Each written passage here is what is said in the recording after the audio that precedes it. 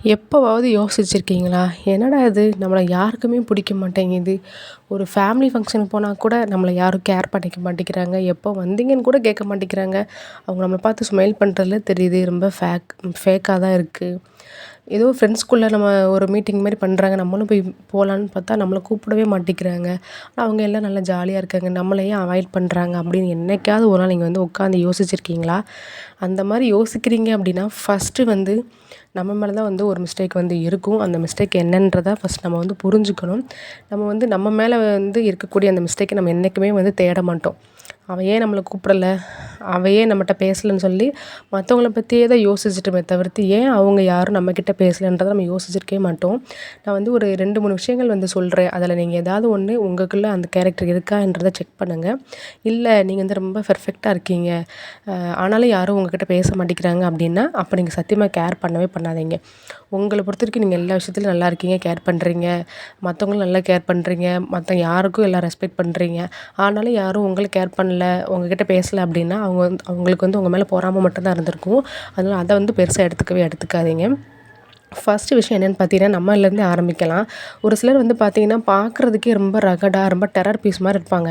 ஆனா, அவங்க கிட்ட பேசி பழகுனதுக்கப்புறம் தான் தெரியும், அவங்களோட ஸ்வீட் வந்து யாருமே இல்ல அப்படின்ற மாரி நமக்கு வந்து தோணும்.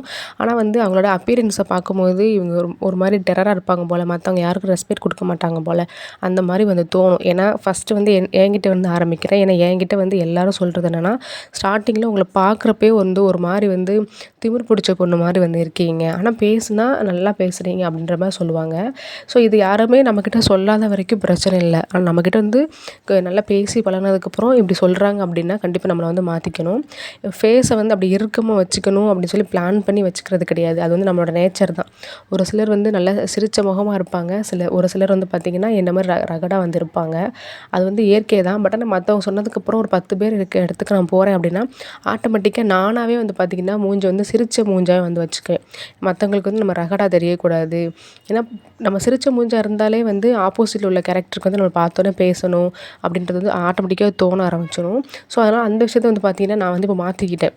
இப்போ நெறைய பேர் இருக்கிற ஒரு இடத்துக்கோ, ஒரு பிளேஸுக்கோ, இல்ல ஒரு ஃபங்ஷனுக்கோ போறோம் அப்படின்னா, மூஞ்ச வந்து நார்மலா வச்சிருக்காம, நானே வந்து இல்ல இந்த இடத்துல வந்து நம்ம வந்து சிரிச்ச மூஞ்சா இருக்கணும்னு சொல்லிட்டு லைட்டா வந்து ஸ்மைல் ஃபேஸிங்க வந்து வச்சுக்குவேன். இப்படி நான் வந்து என்ன வந்து மாத்திக்கிட்டேன். ஸோ, ஒரு சில கேரக்டர் வந்து பார்த்தீங்கன்னா, நமக்கே வந்து தெரிஞ்சிருக்காது. நமக்கு தெரியாத வரைக்கும் எப்பவுமே பிரச்சனை இல்ல. ஆனா ஆப்போசிட்ல உள்ளவங்க நம்மகிட்ட சொல்றாங்க அப்படின்னா, கண்டிப்பா வந்து நம்மள சேஞ்ச் பண்ணிட்டோம் அப்படின்னா, அவங்களுக்கு வந்து நம்மள வந்து பிடிக்க ஆரம்பிக்கும். நெக்ஸ்ட்டு வந்து என்னன்னு பார்த்தீங்கன்னா, எப்போ பார்த்தாலும் தற்பெருமை பேசிட்டே வந்து இருப்பாங்க. ஒரு ஃபங்ஷனுக்கு போனாலும் அவங்கள பத்தியே வந்து பேசிட்டு இருப்பாங்க. நான் வந்து அது வாங்கியிருக்கேன், இது வாங்கியிருக்கேன், என் பையன் அவ்வளோ படிச்சிருக்கான், அந்த காலேஜில சேர்த்துருக்கேன், அங்க ஒர்க் பண்றான். ஓகே எல்லாமே ஃபைன். நீங்க எல்லாம் கஷ்டப்பட்டு வேலை பார்த்து படிக்க வச்சிருக்கீங்க. எல்லாமே ஓகே தான். அது வந்து ஒரு ஒரு பிளேஸ்ல மீட் பண்றப்போ சொல்லும்போது, உண்மையா நமக்கும் வந்து அவங்கள பார்க்கும்போது, ச்ச பரவாயில்ல இவ்ளோ கஷ்டப்பட்டு பசங்கள படிக்க வச்சுட்டாங்களே அப்படின்ற மாரி ஃபீல் இருக்கும்.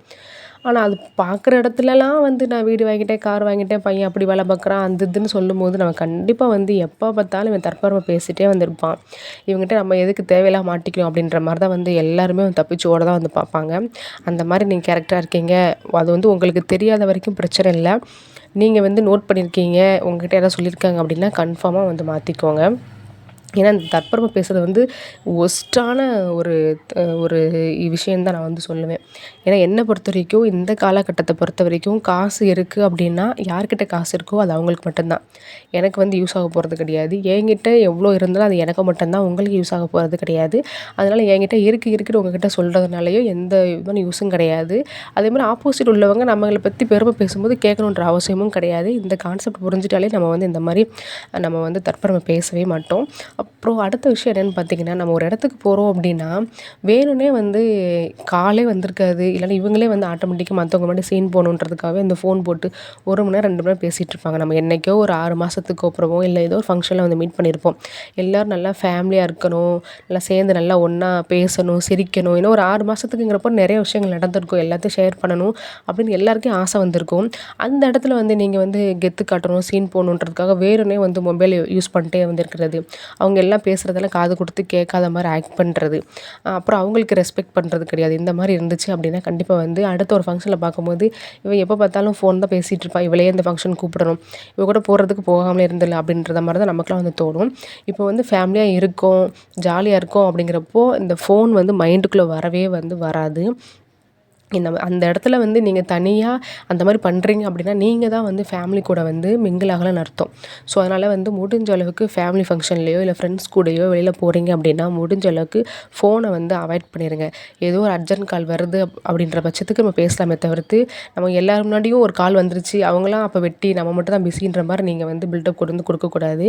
எல்லாருமே பிஸி தான், ஆனால் எல்லாருமே ஃபேமிலி கூட ஸ்பெண்ட் பண்ணணுன்றத ஒரு ரீசனுக்காக தான் எல்லாருமே எல்லா வேலையும் ஒதுக்கிட்டு வந்து உட்காந்துருப்பாங்க. அந்த இடத்துல நீங்கள் வந்து ஓவராக வந்து சீன் பண்ணுறீங்க அப்படின்னா கண்டிப்பாக அடுத்த ஒரு ஃபங்க்ஷனுக்கு உங்களை வந்து கூப்பிடவே மாட்டாங்க. அப்படியே டோட்டலாகவே வந்து மறந்துடுவாங்க. இது நிறைய பேர் வந்து கண்டிப்பாக பண்ணுற விஷயந்தான். ஸோ டோட்டலாகவே அவாய்ட் பண்ணிக்கோங்க. அடுத்தது வந்து பார்த்திங்கன்னா எப்போவுமே ஒருத்தர் வந்து டாமினேட் பண்ணிட்டே வந்திருப்பாங்க. ஆக்சுவலி அவங்க பண்ணுறதும் தப்பாக கூட இருக்கலாம், ஆனால் அவங்க பண்ணுறது பெருசாகவே வந்து பேச மாட்டாங்க. மற்றவங்க ஆப்போசிட் உள்ளவங்க வந்து ஏதோ ஒன்று பண்ணிட்டாலோ இல்லைன்னா அந்த இடத்துல வந்து அவங்க சொல்கிறதா கேட்கணும், நான் தான் இங்கே எல்லாமே அப்படின்ற மாதிரி வந்து எங்கே போனாலும் அவங்க வந்து மற்றவங்கள வந்து ரொம்ப டாமினேட் பண்ணிவிட்டு நான் தான் இங்கே வந்து கிங் அப்படின்ற மாதிரியே வந்து பிஹேவ் பண்ணுவாங்க. அந்த ஆட்கள்லாம் பார்த்திங்கன்னா அடுத்த ஃபங்க்ஷனில் கண்டிப்பாக நானாக தெரிச்சே ஓடிடுவேன். ஸோ எப்போ பார்த்தாலும் எங்கே இடத்துக்கு போனாலும் நான் சொல்கிறதா நீங்கள் கேட்கணுன்ற மாதிரி பிஹேவ் பண்ணுறாங்க அப்படின்னா அவங்களெல்லாம் வந்து டோட்டலாக வந்து அவாய்ட் பண்ணிடுங்க. ஏன்னா எப்போவுமே செல்ஃப் ரெஸ்பெக்ட்ன்றது நம்ம எல்லாருக்குமே வந்து ரொம்ப ரொம்ப முக்கியம். ஏன்னா நமக்குன்னு சுயமாக சிந்திக்கிறதுக்கு கடவுள் வந்து எல்லாமே வந்து கொடுத்துருக்காரு. நம்ம சொல்கிற பாயிண்ட் வந்து கரெக்டாக இருக்கும், ஆனால் வந்து அவங்க சொல்கிறதான் கேட்கணுன்ற மாதிரி வந்து பிஹேவ் பண்ணுறப்போ நானும் அவங்கள பார்க்கும்போது கண்டிப்பாக கேர் பண்ணிக்கிட்டே மாட்டேன். ஏன்னா எனக்குலாம் அவங்களாம் தேவையில்லை அப்படின்ற மாதிரி நானும் வந்து ஒதுங்கி போயிடுவேன்.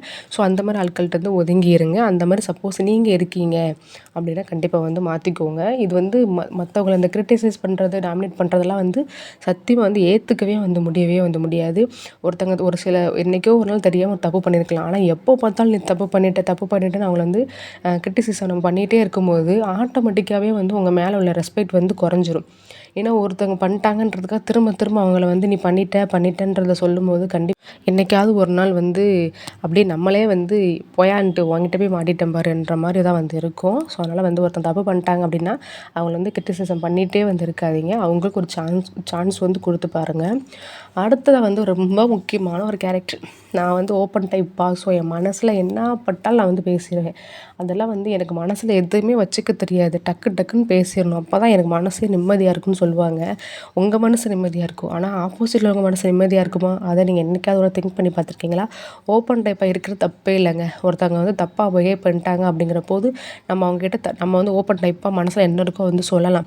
ஆனால் எந்த இடத்துல சொல்லணும், எந்த விதத்தில் சொல்லணுன்றது வந்து ரொம்ப ரொம்ப முக்கியம். நான் ஓப்பன் டைப் அப்படின்றதுக்காக வந்து அந்த ஒரு முத்திரையை மட்டும் வச்சுக்கிட்டு எல்லாத்தையும் டக்குன்னு வந்து மற்றவங்கள ஹர்ட் பண்ணுற மாதிரி பேசுகிறது வந்து ரொம்ப ரொம்ப தப்பு. ஆனால் நீங்கள் ஓப்பன் டைப்பாக இருக்கிற மாதிரி உங்ககிட்ட யாராவது ஓப்பன் டைப்பாக இருந்தால் அதை வந்து அக்செப்ட் பண்ணிட்டீங்க அப்படின்னா கண்டிப்பாக உங்களை வந்து குறை சொல்லவே முடியாது. ஏன்னா நீங்கள் அப்படி இருக்கிறதுக்கு கண்டிப்பாக வந்து ஒரு ரைட்ஸ் இருக்குதுன்னு சொல்லலாம். ஆனால் உங்ககிட்ட யாராவது ஓப்பன் டைப்பாக இருக்கிற பட்சத்தில் உங்களுக்கு பிடிக்காது, அதை நீங்கள் ஏற்றுக்க மாட்டீங்கன்ற மாதிரி தான் மற்றவங்களுமே வந்து இருப்பாங்க. ஸோ அதனால் நான் ஓப்பன் டைப்புன்ற ஒரு முத்திரையை மட்டும் வச்சுக்கிட்டு மற்றவங்க ஆப்போசிட்டில் உள்ளவங்க மனநிலை எப்படி இருக்கோ, அவங்க என்ன யோசிக்கிறாங்கன்றதை எதையுமே வந்து யோசிக்காமல் டக்குன்னு ஹர்ட் பண்ணுற மாதிரி பேசுகிறீங்க அப்படின்னா தயவு செஞ்சு அவாய்ட் பண்ணிடுங்க.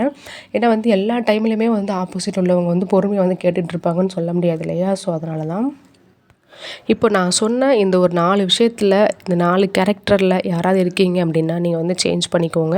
இந்த மாதிரி ஆட்களை வந்து கன்ஃபார்மாக யாருக்குமே வந்து பிடிக்காது தான். இந்த இடத்துல நீங்கள் இருந்து யோசித்து பார்க்கவுமே உங்களுக்குமே வந்து பிடிக்காதான். சப்போஸ் நீங்கள் இதில் கேரக்டரில் ஏதாவது ஒன்று இருக்கீங்க அப்படின்னா நம்மளை மாற்றிக்கிட்டோம் அப்படின்னா இங்கே உள்ள எல்லாருக்குமே நம்மளை வந்து பிடிக்கும். என்னை பொறுத்த வரைக்கும் லைஃப்பில் வந்து சின்ன விஷயங்கள் தாங்க வந்து பெருசாக வந்து வெடிக்கும். ஸோ அதனால் இந்த சின்ன விஷயத்தெல்லாம் நீங்கள் மாற்றிக்கும் போது உங்களை எல்லாருக்குமே வந்து ஆட்டோமேட்டிக்காக வந்து பிடிக்க ஆரம்பிக்கும். ஒரு ஃபங்க்ஷனுக்கு நீங்கள் போகிறீங்க அப்படின்னா உங்களை முன்னிலைப்படுத்தி எப்போ வந்த, எப்படி இருக்க அப்படின்ற மாதிரி வந்து எல்லோரும் கேட்க ஆரம்பிப்பாங்க. என்னை பொறுத்த வரைக்கும் நம்ம வந்து ஒரு இடத்துக்கு போகிறோம் அப்படின்னா நம்மளை பார்த்து எப்போ வந்த, எப்படி இருக்கன்னு கேட்குறோம். அந்த லெவலுக்காவது நம்ம வந்து ரெஸ்பெக்டோடு இருக்கணுன்றதை நான் வந்து எப்போவுமே வந்து மைண்டில் வந்து வச்சுப்பேன். ஸோ அதனால் வந்து பார்த்திங்கன்னா இந்த மாதிரி சின்ன விஷயங்கள் நம்ம வந்து சேஞ்ச் பண்ணிக்கும் போது ஆட்டோமேட்டிக்காக நம்மளை சுற்றி எல்லாமே வந்து சேஞ்ச் ஆகிடும். ஃபஸ்ட்டு நம்ம பண்ணுறது நமக்கு ஓகேவா, நம்ம ஹாப்பியான்றதை பார்த்துக்கணும். அதே மாதிரி ஆப்போசிட்டில் அவங்ககிட்ட நம்ம பேசும்போதும் அவங்களுக்கு ஓகேவா, ஹாப்பியான்றதை பார்த்து தான் நம்ம கண்டிப்பாக வந்து பேசணும்.